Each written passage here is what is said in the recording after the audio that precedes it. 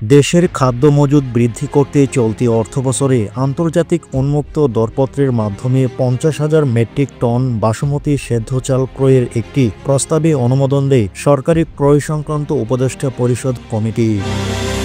মঙ্গলবার 18 মার্চ সচিবালয়ে মন্ত্রী পরিষদ বিভাগের সম্মেলন কক্ষে কমিটির সভাপতি অর্থ উপদেষ্টা ডক্টর সালেউদ্দিন আহমেদের সভাপতিত্বে অনুষ্ঠিত কমিটির সভায় প্রস্তাবটিতে অনুমতি দেওয়া হয়।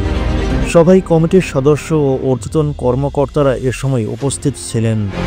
ভারতভিত্তিক মেসার্স পান্ডিবু অ্যাগ্রোফুডস লিমিটেড এ চাল সরবরাহ করবে।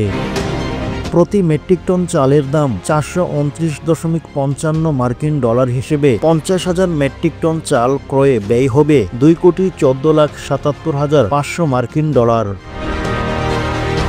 সভায় আন্তর্জাতিক টোকেশন প্রক্রিয়া স্পষ্ট মার্কেট থেকে 2 কার্গো এলএনজি আমদানির প্রস্তাব অনুমতি দেওয়া হয়। যুক্তরাজ্য ভিত্তিক প্রতিষ্ঠান messrs total energy gas and power limited থেকে পৃথক 2টি প্রস্তাবের মাধ্যমে এই এলএনজি সংগ্রহ করা হবে।